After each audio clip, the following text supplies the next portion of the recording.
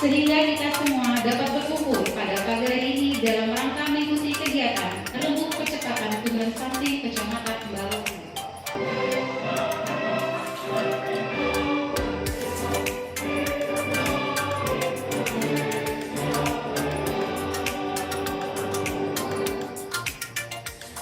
Kegiatan percepatan penurunan stunting ini dilaksanakan berdasarkan surat keputusan Kepala Dinas Kesehatan Kabupaten Kapuas Hulu nomor 46 tahun 2021. Adapun tujuan dari kegiatan ini adalah terwujudnya komitmen bersama untuk menyelenggarakan intervensi gizi secara spesifik dan intervensi gizi secara sensitif, secara konvergen dalam rangka percepatan penurunan stunting di wilayah Kecamatan Balong Hulu. Kegiatan stunting, rembuk stunting ini sudah kami lakukan di beberapa kecamatan yang ada di Kabupaten Kapuas Hulu.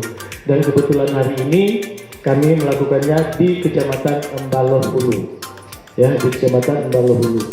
Dan mudah-mudahan kedepannya Kecamatan Balong Hulu ini stuntingnya bisa turun sesuai dengan arahan Presiden Republik Indonesia bahwa pada tahun 2024 angka stunting di Indonesia harus menurun sampai ke angka 14%. Ya, 2024. Sanggup kira-kira Bapak Ibu?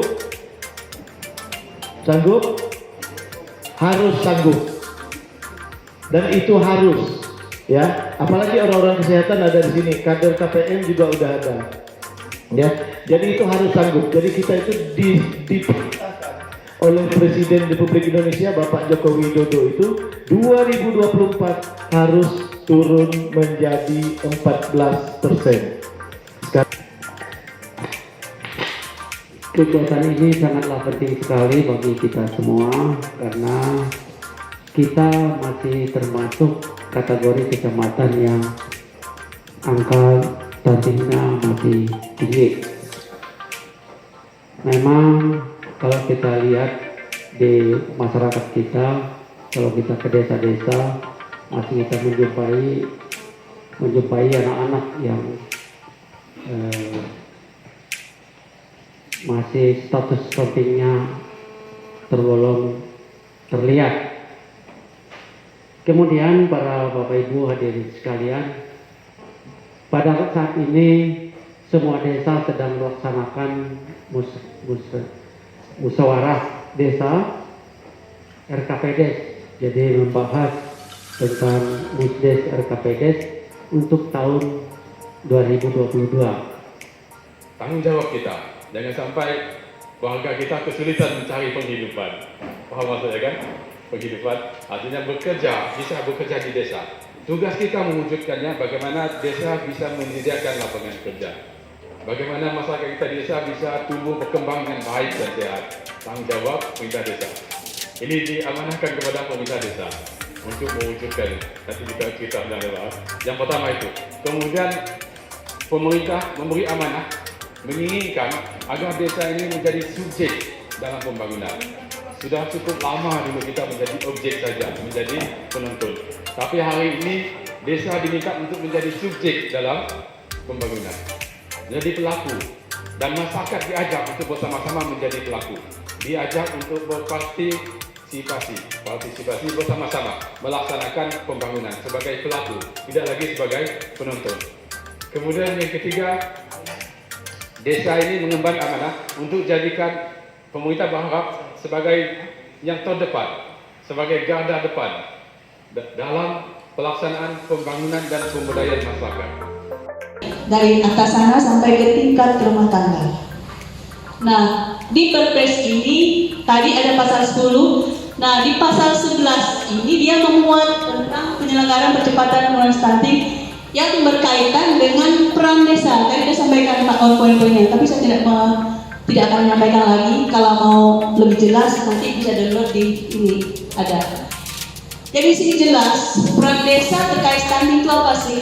1, 2, 3 jelas sekali dia, detail dijelaskan. Nah mestinya saya tidak tolong kepala desa, nanti melalui sekretaris dan siapa download, jadi bisa baca rinci itu tentang isi perpres. Nah, untuk di Kabupaten Kapuas Hulu sendiri, kita sudah punya banyak regulasi, bahkan ada regulasi Perbuk Peraturan Bupati nomor 88 ya Pak, kalau tidak 88 80 tentang konvergensi percepatan penurunan stunting di Kabupaten Kapuas Hulu. Sana juga detail sampai mengatur tentang tadi kawan-kawan KPM itu bisa dikasih honor berapa banyak sih, ada di sana. Jadi nggak usah takut Pak Kades, karena kebanyakan yang saya dengar Kades takut mengeluarkan ini karena regulasinya belum jelas.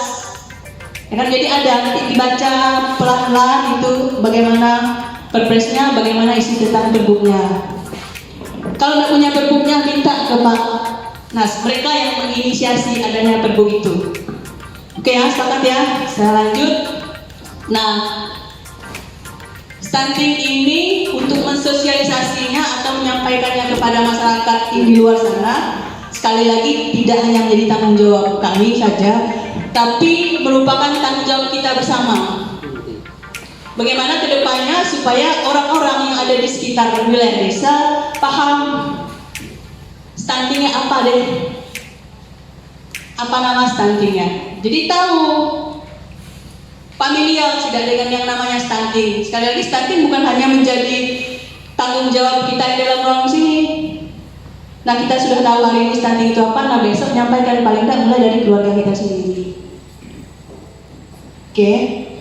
Nah, stunting itu yang penting untuk diketahui merupakan gangguan pertumbuhan, tidak hanya pertumbuhan tapi juga perkembangan dari anak itu sendiri yang diakibatkan karena kekurangan gizi kronis. Kronisnya kalau kita bahasa dulu tuh lama, menahun. Jadi nggak tahu tiba-tiba langsung stunting, nggak, prosesnya panjang. Mulai dari 1000 hari pertama kehidupan kita dulu. Nah, kekurangan gizi kronis dan infeksi yang berulang. Penyakit infeksi yang dialami oleh tadi ibu saat hamil maupun anak setelah lahir sampai dia usia 2 tahun. Penyakit infeksi contohnya seperti diare pada anak-anak, tekan, pneumonia. Nah, jika itu berulang-ulang nanti dampaknya ke sana. Jadi stunting itu sebenarnya udah tinggi, Pak. Kalau ibaratkan palu dulu, putus ibau, udah stunting dari putus ibau. Jadi supaya stunting nggak sampai putus ibau, kita bantai dulu di palu dulu tuh. Jadi kalau kita menyelesaikan stunting di sana, kita baru bereskan stunting di atas 2 tahun, sudah telat. Tidak banyak yang bisa kita berbuat.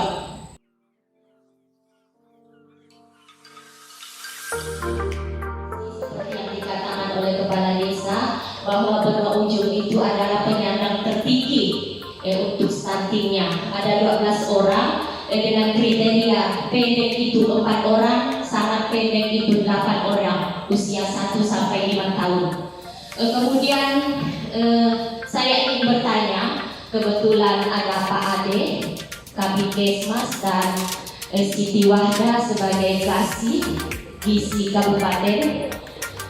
Satu orang anak, saya ingin sedikit bercerita, lahir dengan berat badan lahir rendah 1500 dan panjang badannya hanya 40. Dengan lahir prematur juga. Setelah dibawa ke posyandu, otomatis bayi ini tidak bisa mengejar baik itu berat badan maupun panjang badan, karena dia dipaksakan memakai buku KIA atau buku PIK dengan berat badan normal. Jadi otomatis anak ini menjadi salah satu penyumbang stunting di desa kami. Usianya sekarang baru 1 tahun lebih. Jadi otomatis dia masih dalam pantauan kami. Karena pemantauan kami itu kami khususkan ibu hamil, mulai dari ibu hamil sampai usia 23 bulan. Itu yang kami akan. Sebenarnya memang ini tidak bisa diobati, hanya bisa dicegah. Tapi kami berusaha sebagai kader pembangunan manusia bekerja bersama dengan Pemdes untuk memberikan mereka sedikit bantuan yang mungkin saja tidak berarti menurut orang-orang tua yang anaknya menyandang predikat stunting, tapi inilah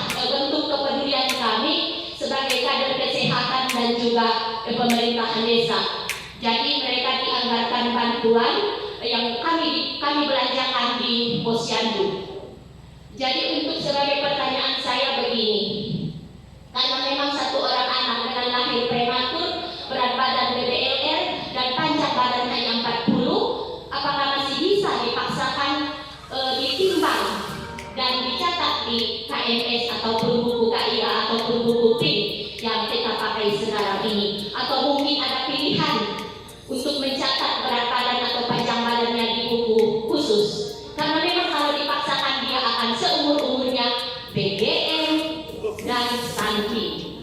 Tapi puji Tuhan anak yang satu ini gizinya gizi baik.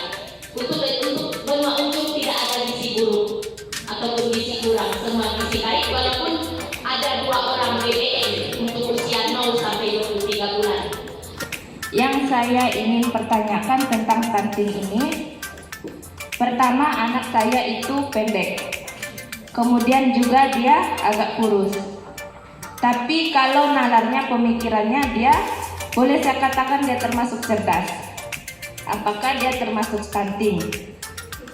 Nah, kemudian ada anak yang badannya lebih besar dari dia, usianya juga kurang lebih tua berapa bulan saja seperti itu, tapi pola pikirnya masih kurang, kemudian juga belum bisa berkomunikasi dengan baik dengan kita orang tua.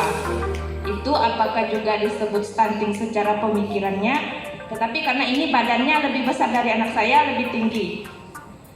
Nah, kemudian 1000 HPK. Saya pernah mengalami waktu hamil itu saya ngidam luar biasa sampai usia kehamilan 5 bulan saya tidak pernah nyentuh dapur. Jadi suami makan di luar. Bagaimana mengatasi itu, Bu, biar anak tidak stunting? Yang pertama-tama kami berterima kasih atas kegiatan pada hari ini. Mungkin kami hari ini berbicara kapasitas kami sebagai aparatur desa. Jadi dalam hal penyikapi stunting ini, kurasa desa seperti yang disampaikan oleh Pak Camat sudah berupaya baik melalui Posyandu, kemudian POD, pada POD-nya itu sudah kita lakukan.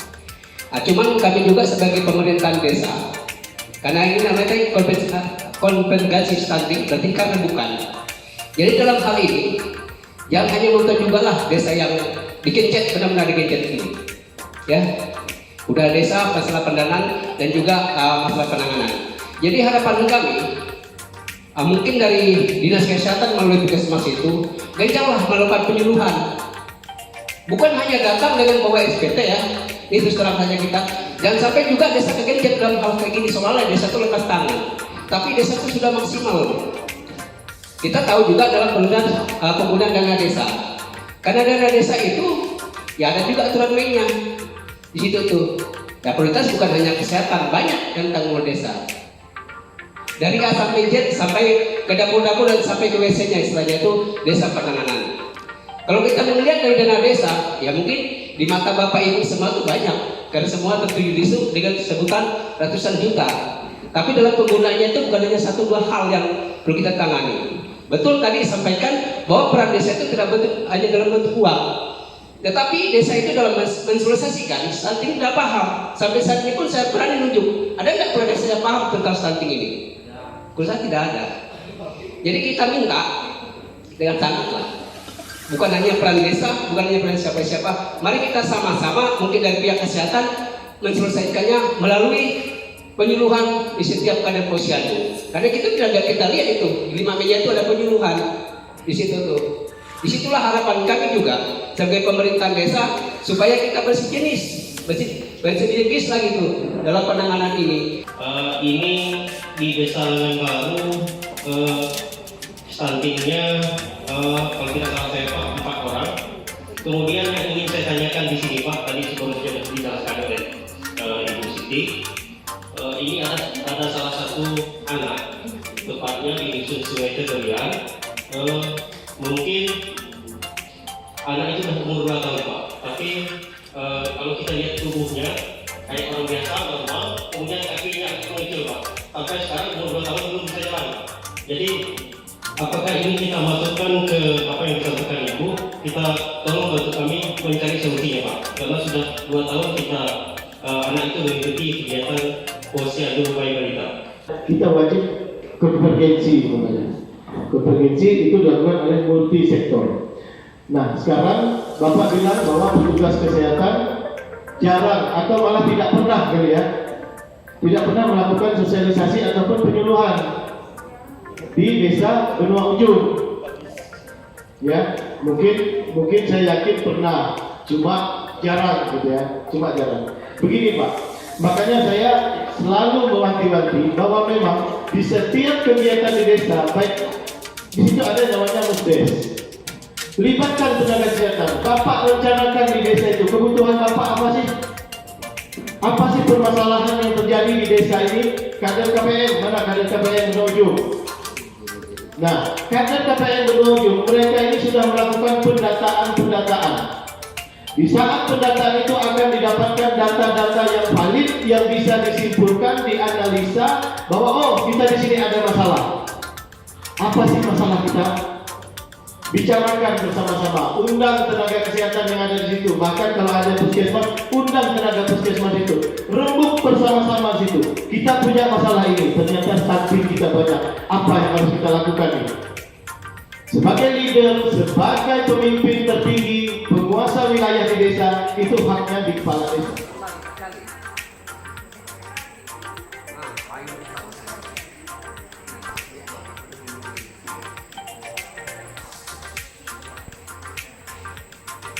Baik, selanjutnya Kepala Desa Taman.